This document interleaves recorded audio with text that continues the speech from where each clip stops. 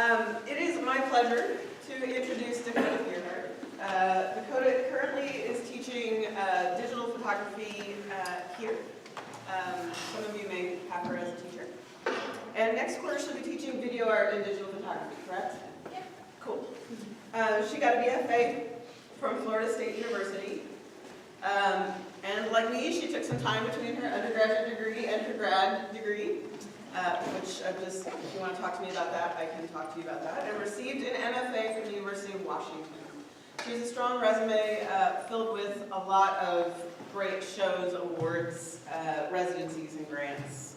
I'm just going to highlight a couple of them from my point of view, like the things that I know to be kind of cool.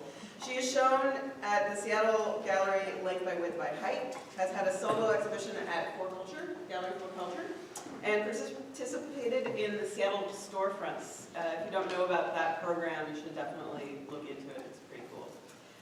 Dakota has had several residencies, including Vermont Studio Center, the New Foundation, Cornish Playhouse, NARS International Artist Residency in Brooklyn.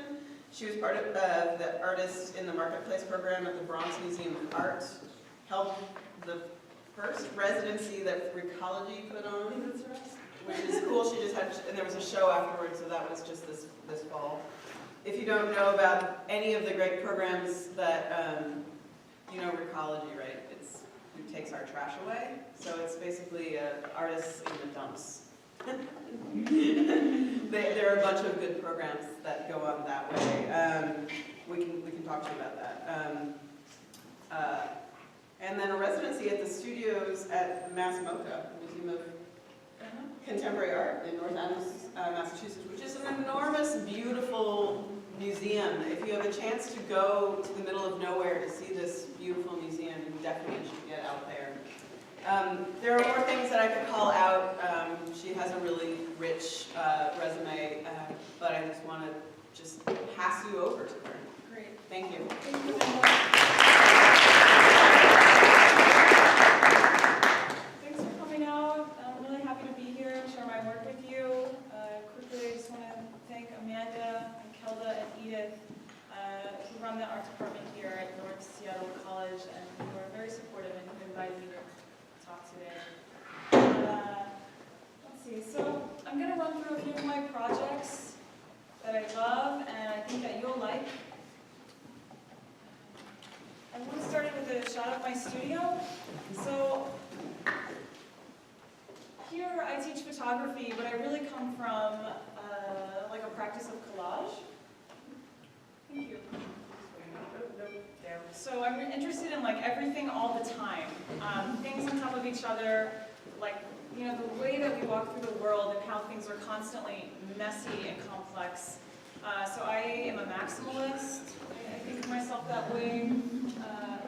As somebody who uses found materials, I'm most interested in things that are thrown away or sort of cast off or kind of socially accepted as unvaluable. I'm interested in that idea of how we value things. So this is usually what my studio looks like. I'm a messy person, and I really encourage that. I know that everybody has different ways of working, but for me, this is a really rich place where certain things begin to sort of kind of vibrate, or like they can sit next to each other. Like those two chairs can sit in this room full of just ridiculous things and have a kind of playful, have a playful relationship, more than I would see if I kept it really straight. So the first project I'm going to talk about is called Best American Drama, and it was a project I made in 2015, and I exhibited it in Portland, Oregon at an experimental art space. I mean, if you are interested in showing your art, like spaces like this exist, believe it or not. So this is a feeding trough. This is a human feeding trough that I made out of frozen fruit, melting coconut juice, Red Bull, bubble bath, baking soda, laundry detergent, glass, wood, found IKEA furniture, a projector, and digital video. So what this is it's like a sculpture that is also a screen, and I had all these sort of frozen drinks on it, these frozen lifestyle drinks, these things we buy that sort of give us an identity or some sort of status. Like, I really like kombucha. I love these things. I'm not, trying to bag them. Like kombucha, coconut juice, and Red Bull, and like all these things to like make me a better person. So I'm interested in like commercial aesthetics and using the aesthetics of advertising and marketing to reflect back, to use some of that aesthetic, some of those color theories, and reflect that back to present a more critical idea. I'll talk more about that as we go on, but I just think it's so interesting how the commercial world really is so psychological and taps into so many of our primal desires and gives us these products. So I'm trying to do that, or I do that with my art. So back to the sculpture. So all this stuff kind of melted down, this screen, this feeding trough. It was like berries and fruit and all this stuff. And then on the glass, that's like retail glass that I found. And on there is sort of this baking soda mix. In a perfect world, it would be cocaine, but I don't really have that much cocaine. But yeah, so just sort of the celebration of just kind of like the end of like the club scene, just or like in almost the end of the world. So before I show you that, so cocktails were served on opening night that matched like the smell and some of the ingredients in the thing. And it did this really cool thing where like, instead of drinking out of the trough, like it didn't have people drink out of the trough because there was really bad stuff in there, but it did this neat thing where like as you looked at it and you drank this artisanal cocktail, it felt like you were drinking the thing. Or like, right, like the sensations of smelling and tasting and seeing got kind of crossed in this really cool way that I loved about this piece. So this sat here for a month, just like decaying and getting really cool and grotesque. So as a caveat, I just want to say, like, I worked with somebody at this art space who really supported experimental art and who was really into like weird stuff. And I'm just sharing that with y'all because there are people who are interested in this sort of world, and you can do really wild stuff. Right, so in the evening, it was like a day and a night piece. In the evening, I projected I projected a video of sort of these planets, like gyrating and booty dancing and kind of humping. And it all was melting and reflecting. Of course, not every night it wasn't melting, just it was melting like the first night. But as the evenings went on, it still retained some of these sort of like runny qualities. It never really like all evaporated, it just over time got kind of sticky. So a little bit about some of the research and process for this piece. This piece is really has to do a lot with complicity in our everyday actions, how we go through the world and we see all these things happening and we sort of, and I do this too, like we have to continue doing these other things and then we find ourselves complicit in this huge problem. So this one was a lot of the media attention I've been seeing on global warming and specifically like planet Earth and like these melting glacier things, and they act as a sort of like video porn, like showing you like all this, it's like kind of like when you watch a cooking show or something, it shows you like all these beautiful melting, decaying things, and then as I'm watching these, like advertisements pop up, this one specifically was inspired by this watching this melting glaciers video, and sort of an iPhone ad like came up like right in front of it. And I just started thinking about like what if the news or these sort of critical issues that the human species has to deal with came to us in the form of mass media marketing. Like would we respond more if, you know, these really difficult problems had like better colors, or were presented like a sort of, like here, this is a skateboard festival, they call them tournament, with a Red Bull sponsor. Like, right? So I mean, if these like giant philosophical issues like global warming and the glaciers melting were handed to me in the form of sort of, you know, these really colorful orchids and this sort of uplifting thing that I can go into outer space. Like, what if this just said, like, you can solve global warming or something? So that's kind of what made that piece. Here's how it was made. I hired an expert carpenter. You can do that in your work. If somebody's better at it than you are, great, learn it. It takes years. But if you need to get it done, hire somebody who's an expert. It pays them for their work first, and second, they do a really good job. So I designed this, and my carpenter helped me actually cut it and nail it together so it would be structurally, so it wouldn't fall over on people, you know?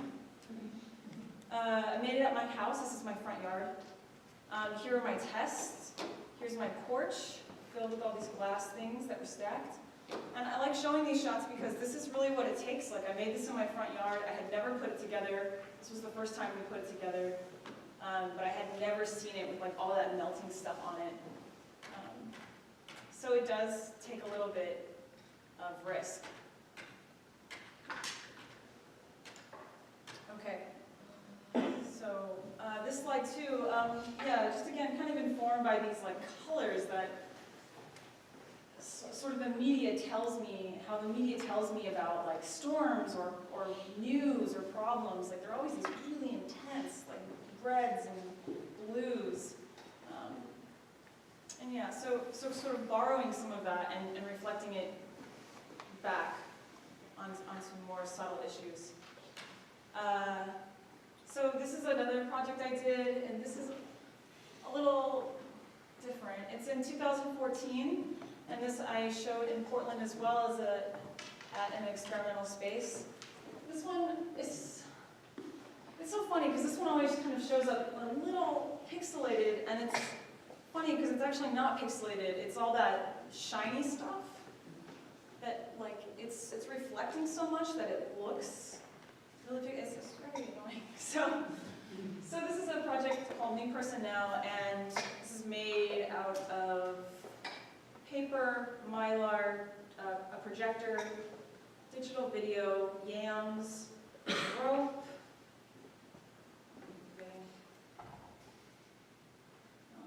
paint, resin, and mirror, right? Yeah. This is a little bit more of a positive piece. I think the prior piece was a little bit more to highlight complicity, where this was more of a celebration of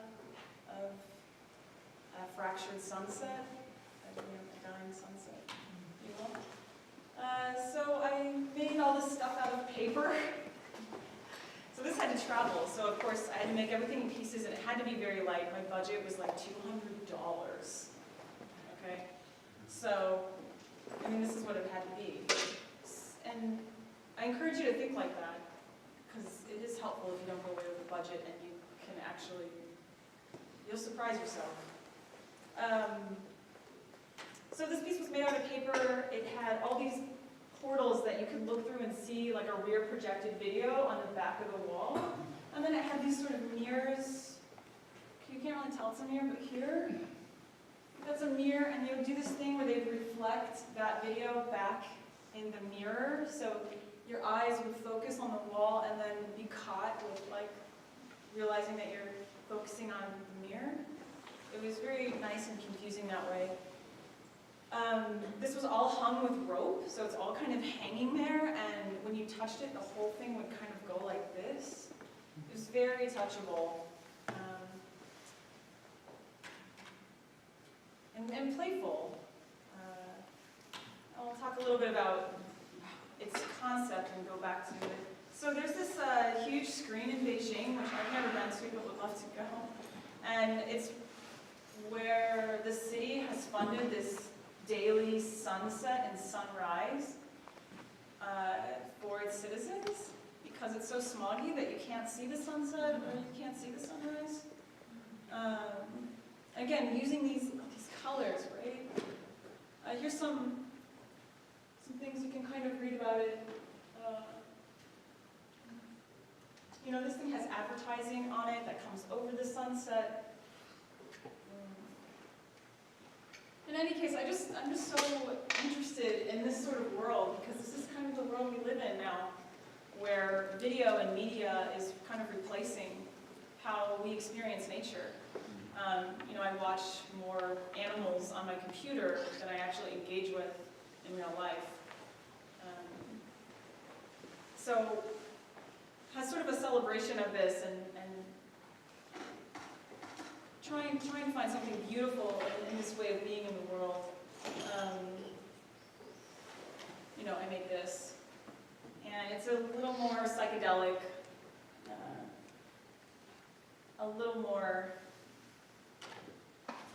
DIY. You know, instead of these sort of really nice plants or animals, I found some interesting vegetables. Yeah, so here's how I made it. I made a sketch for this. This is the sketch, which looks nothing like it, right? Like, I made it in my basement. You know, this was a test.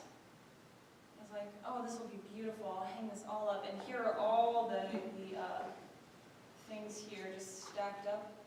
And then I rented this car, and I put everything in this car, and I drove to Portland, and I installed it with a friend in a day. There's also something that I can't quite put my finger on about this piece. It's really personal. It's called New Person Now. And, you know, it's like this fractured sunset, but it's also sort of how we take in the environment and we reflect on it so personally. Like what I see, when I look at the horizon, it looks sad, or it looks happy, or nostalgic, or something. How the environment is so personal to us, how we anthropomorphize it. And so this is sort of a celebration of that, of sort of becoming a new kind of person or a new environment. The engagement I got on this piece was so fun. People were really into it, but they saw the strangest things. Somebody told me it looked like pregnancy, and I was excited by that. Right, so then there's like these little areas here where kids would kind of stick their heads in and like go all the way in. Yeah, so a lot of my work is really celebratory or playful, or uses like the fantastical and speculative fiction to present something that's very real and difficult to understand. I wanted to show an influence. So I teach photography. I come from photography. I went to school for it. It's my first love. Like the 2D image all the way. If you look at this work, you'll see that this is actually a 2D image, right? Like this, I can trace my roots to photography pretty easily if I'm asked, but usually nobody cares. So I just wanted to show one of my favorite photographers. This is John DeViola, and he's a West Coast artist in the United States. He's still alive, but he made these in the 70s. These are, not that it matters, but these are before Photoshop existed.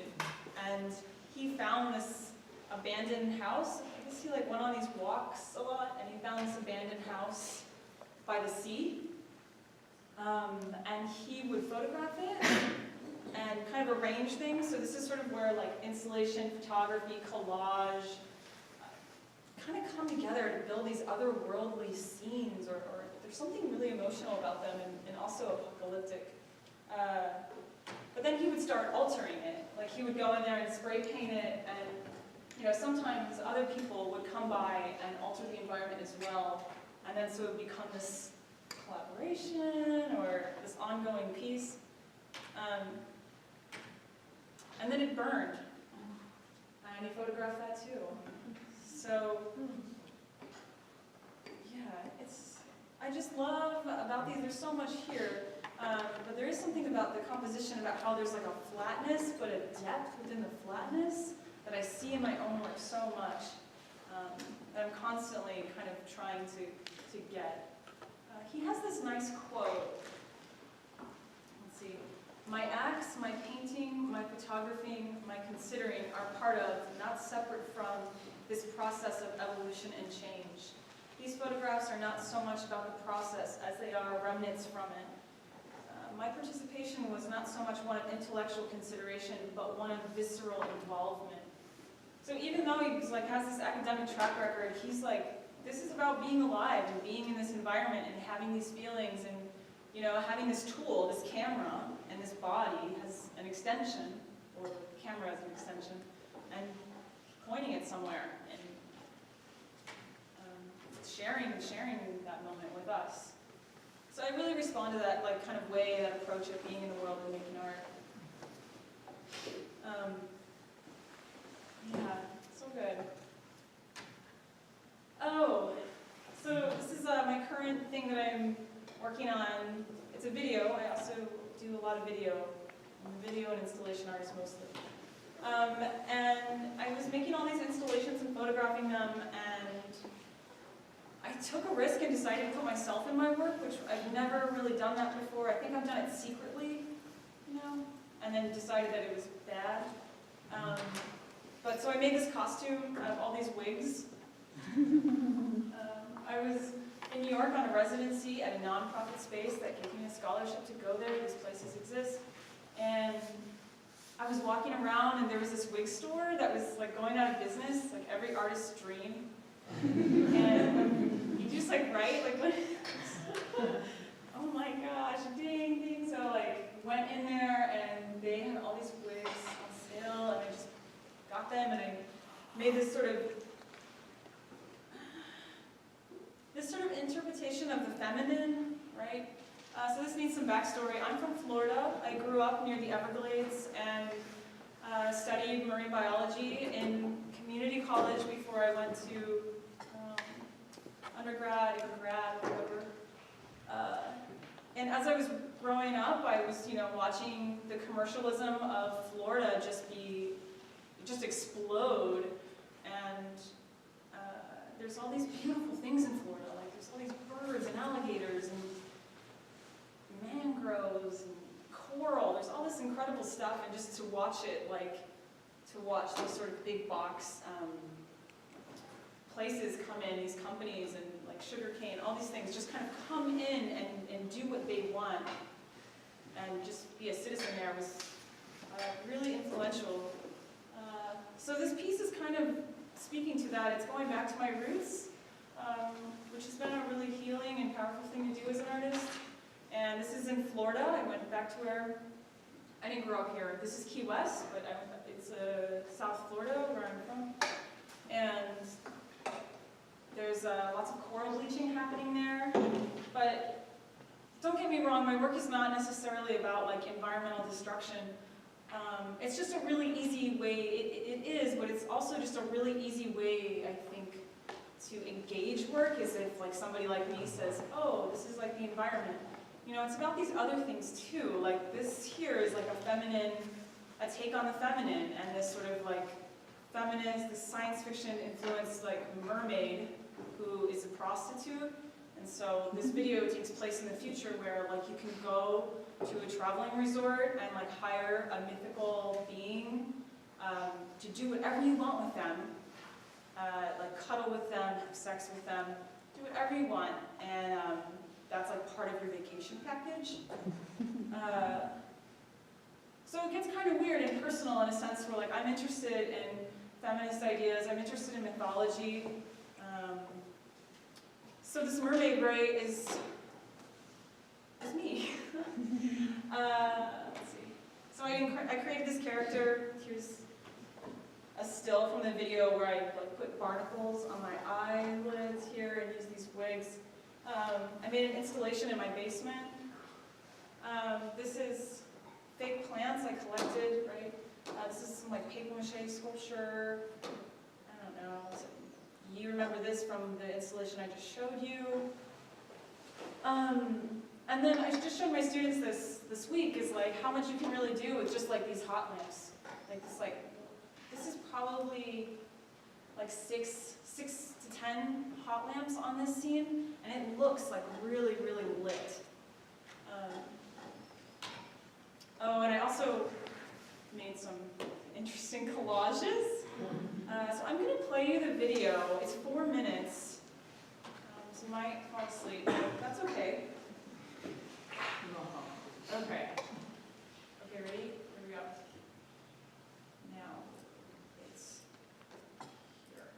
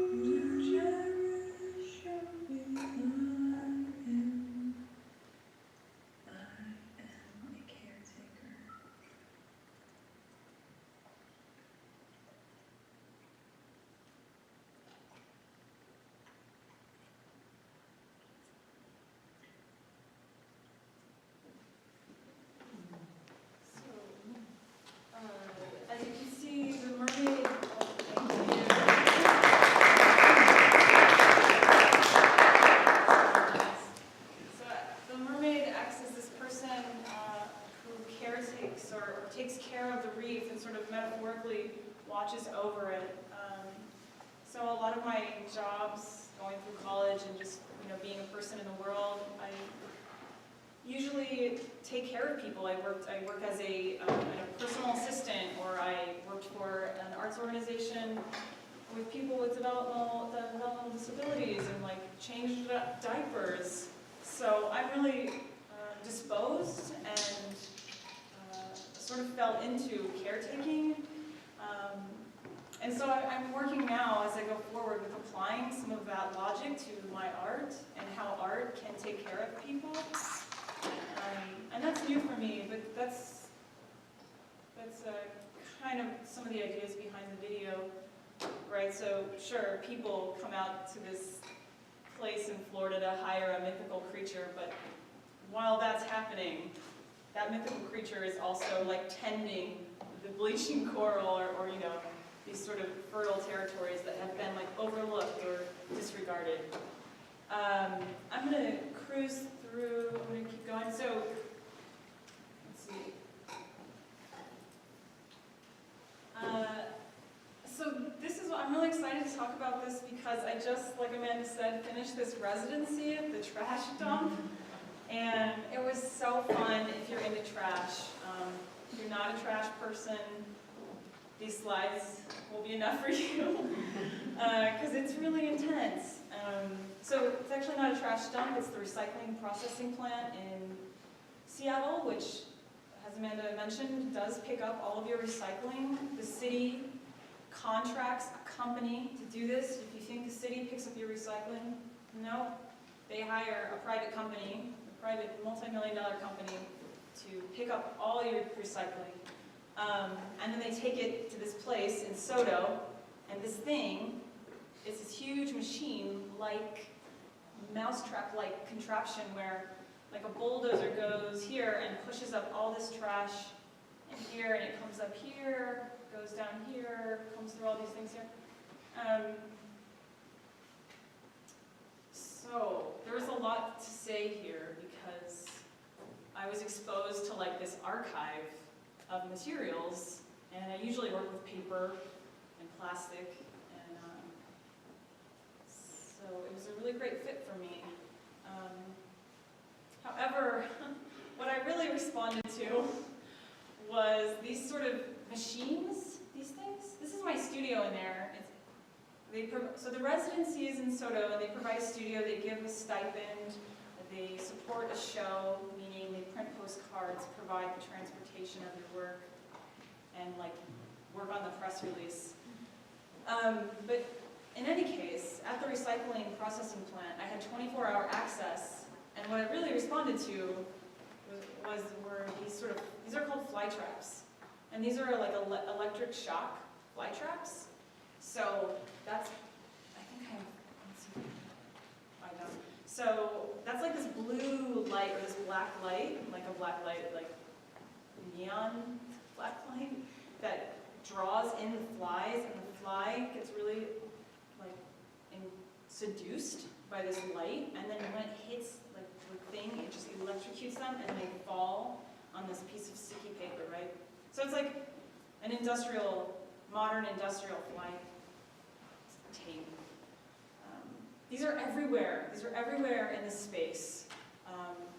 They're really expensive. I looked them up. They cost $400 each. It's unbelievable that people, this is the kind of company, it's a very progressive company and wonderful, but it's just interesting to think about the logic of a company purchasing an elegant death trap, in my own opinion, and how it's a necessary thing. I mean, we live in this world where you have to have something to kill the flies or something to kill the rats, right? We can't just let it, that. I'm just so interested in those kinds of problems where we just run into these, there are these sort of things in society that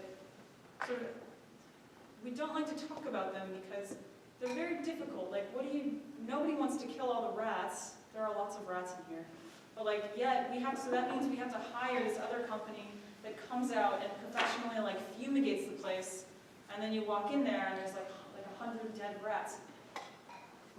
Nobody wants to deal with that. I don't think anybody's super passionate about that, but somebody has to do it. And sort of, I became drawn to these machines because, you know, there's something eerie about them, because they're so beautiful. They're like stainless steel, and they're always very nicely polished, and you can hear when the fly gets electrocuted. And there's so many of them in here, like, so in the break room where the staff clocks in and clocks out, like right here would be the little thing, right? And when they clock out, they put their faces like right up next, they lean their faces on this thing, like meaning they're very comfortable. This acts as a piece of furniture for them. And their whole face lights up in this electric blue. So in any case, I made this giant fly trap as sort of like an ode, if you will, to the flies, but more critically to problems like I just described. So this is a piece I made in 2016 in, let's see, October, so pretty recent. And they let me borrow all these fly traps. They let me borrow these. You know, make good relationships with people. They'll let you borrow stuff. And, you know, it was really informative to get to know them, and they told me more about these fly traps. And ultimately let me borrow like 1, 2, 3, 4, 5, 4, 5, and then they let me borrow these TVs that are never used in their education room. Incredible, right? So, and then, I mean, there's so much to say about this residency because I also sort of use these broken TVs. So, most of the waste in recycling is from your electronics, so like TVs, phones, microwaves. I mean, there's just these huge dumpsters of just like microwaves from 2 years ago.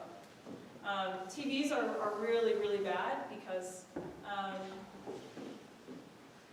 so TVs are like metal, mercury, copper, glass, sometimes plasma, plastic.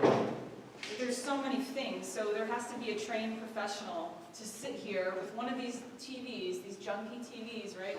Sit here and like take them apart, right? That takes time. A machine can't really do that. A machine can kind of squash it, but if a machine squashes it, then all the mercury gets out and poisons the people. So TVs are a real issue, and I think it's just so interesting how we don't know. I didn't know that before I did this residency. So what happens to a lot of TVs are they're just kept in their form and they're shipped to West Africa. So the thing with the TVs, continuing, is that like there are some companies that do hire like trained professionals to like undo these TVs very carefully, but it's very expensive to keep these employees like trained, safe, and educated about what they're doing, and it's much easier just not to deal with it. Because the United States doesn't have a law that says that companies have to deal with trash. We just don't. It's unbelievable. So there's like one company that has this, like a couple technicians, but all the big ones like Sony and et cetera, they don't hire anybody. They just let it ride. As you can tell, I'm super interested in this stuff, and I can talk about it for a long time. So I made this sort of ode to the flies, and I made these sculptures out of TVs, found metal, shredded bills. Like at the recycling plant, you get these huge bags of like all these, like City of Seattle was one, of all their shredded bills. And then you get all these big bags of people's bank statements that are just shredded. Like, you can't put them back together, obviously, but they're so fascinating to see, like a Mountain Dew or like, you know, current balance. And so I made those shredded bank statements from people in Seattle into these sort of sculptures that I put on the fly traps. And the flies really gravitated towards these sculptures because they were made from kind of a mix of sugar and glue. I know that's terrible, and I feel bad about it, but what it was is sort of like a last meal, or kind of like a fly trap,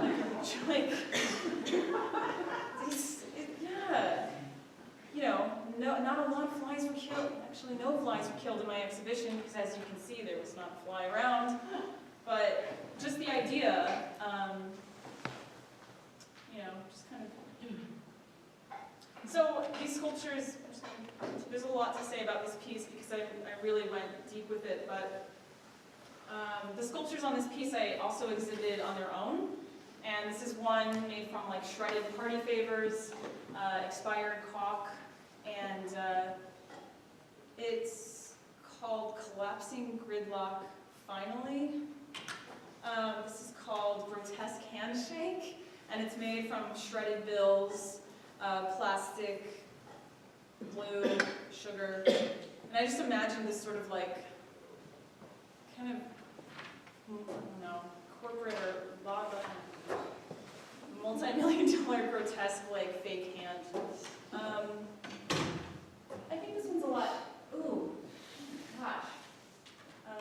This one's better on the screen. This is shredded party favors, and this one is, I loved it because it looked like meat. Okay, so it's 12:45. I want to show you one more thing, and then I'll stop. This is going to be quick, so hold on. I usually don't show this one because it's a little flamboyant, and I'm already quite flamboyant. But this is a project I did at Bumbershoot called The Pathway of Stranger Living, and I just thought you would appreciate it, so I included it. This is a giant taxidermied rainbow. I was thinking about what would happen if people finally figured out how to preserve a rainbow, what it would actually look like, and how sad and existentially bizarre it would be.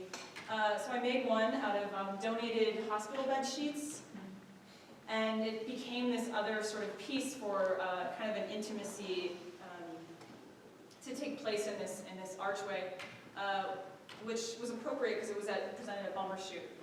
So yeah, donated hospital bed sheets, wire, metal, chain, plaster, projection, and video. The video is kind of just like color, these sort of like soft colors. The piece was made to be touched, and I worked with, when I was working with a group of non-sighted people at the time, and it was really, really fun to have them come in and just like touch the piece and experience the work that way. And that's kind of how I look back on the piece, as more of a sensorial thing that you could touch and be inside of. Yeah, and here are some sketches. Here's how I made it. I was asked to propose a project, so I made up a sketch, figured out how it had to be made, made it in my front yard. Rented a truck from, was it Andy's? It's their debris hauler, and then drove it to Bumbershoot, and the staff there was ready to help me load it. Yeah, I just wanted to show this because I thought you might like it. So with that, it's 12:47, so I'm going to kind of stop there, and if we want to talk more, we can. So thank you so much for your attention.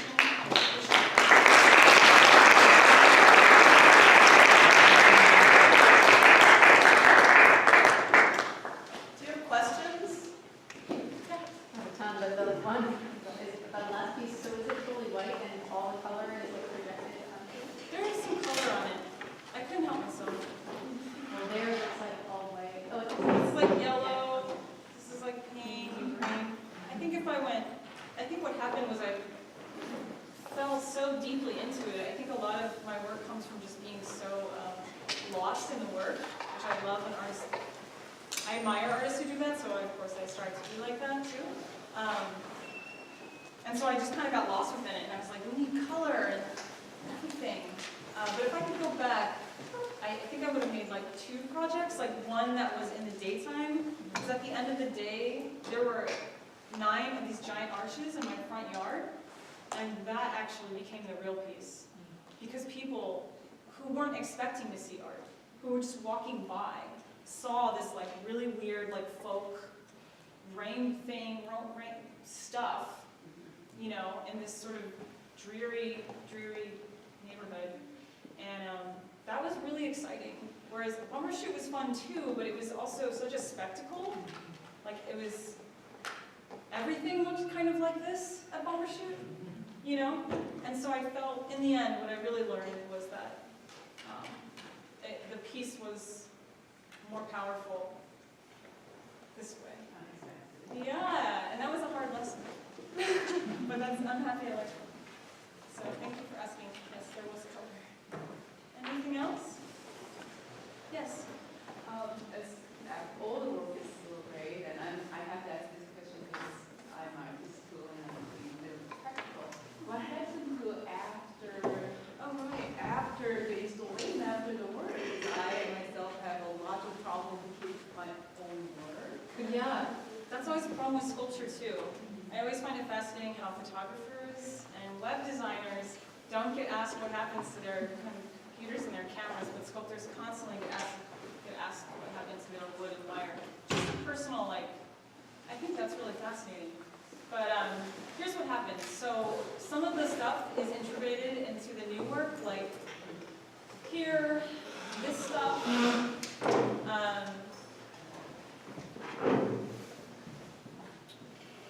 Well, I didn't include it today. Okay, here we go. So like this stuff right here was from a different piece that I didn't show, and it became, like all this paper stuff became this. Yeah. And then like this guy here, I'll try to show you. This guy here, like for example, this guy, and then this rug here. These were just in my studio. I've used them for many projects. Kind of, they became this guy here and this, and then here's some of that silvery stuff. As far as this thing, so this thing, I got another installation out of. I don't think I included it. Oh yeah, actually I did. So, ready? Ready? So the insides of this, they were wood and concrete. I mean, I did this thing. This thing had to be structurally okay by the fire marshal. It's like, this is bomber shoot, thousands of people, right? And this thing became, this thing. So a lot of the material gets sort of re-evaluated, and some of it, like the sheets, I got rid of. I threw them away. But like the wood and the concrete and the things, I sort of, and then you can't see it, which is such a shame, but there's like pieces of glass in here that are the same pieces of glass I used in this one. So I kind of do some of that, like, kind of evolve the material, or just continue to see how much can I get out of it. That's so exciting for me. Like maybe it's my innate frugality, but just like how much can I really get out of this piece of glass? So does that mean that you have like your basement is full of all your previous stuff that you can farm from, or? Yes, it does. But so it's kind of personal, but I'm forcing myself to purge this year. Forcing myself. Yeah, it's time. Start again. I just was listening to an interesting arts lecture by Teresa Ferrante. And she talked about the importance of purging, and just how like after a couple of years, like the more you purge, you can do that, you know? You can, I know we all know this lesson. It's just so hard. So I purge a lot, but this year I'm getting rid of everything. So the wood, and that's why the recycling residency was so great, because I asked them about how to get rid of all this stuff. And they were experts. And now you're a resource. I know, right? So yeah, like the concrete will be recycled. They recycle concrete, and so do the wood. We use as firewood, or chopped up as compost. The glass will be squashed, sorted by a laser machine. It's pretty neat. And made into new bottles right in soda. So it's not a perfect system. You know, the sheets, I kept them in my basement for like months, because I was like, what am I going to do with these sheets that are covered in paint? There's just like, it was flaking off. It's a mess. going to have to throw these things away. But I do think it's fascinating how like all these Mac computers, all these phones, all these things, like nobody, those things go in the trash too. You know? Like it's fascinating how like, oh, the artist, anyway, we could talk about it for a long time. So, any other questions? Yes? This is maybe more a general question for you. As an artist, how do you see your role in our society? Do you do it mostly for yourself? Do you do it to provide something that's pleasing to people? Do you want to create food for thought? What's your role? How do you see yourself? What a wonderful question. You know, I think it evolves, like it changes every year. That's the honest answer. But I definitely I kind of hit 3 roles. My favorite role is like to create these experiences that give people joy. I know that might sound like presumptuous or sort of forward, but like I don't think Americans, you know, an American artist, there isn't a lot of place for joy unless you're like drinking or spending money or something, and to just create an experience that gives people a way to perceive life or maybe just that moment differently is very exciting to me. But I also think it comes with great responsibility. Like that's why I'm so interested in photography, because it has really shown me like what you point a camera at, it has so much power in it. What you decide to show people is very loaded. So I kind of, you know, to sum it up, I think that artists are kind of the caretakers of civilization. I know that sounds like a lot, but I mean, somebody's got to do it. Like somebody has to counteract all the violence and in society with sort of these moments where the mind can be free. That's a lot, but that's truly how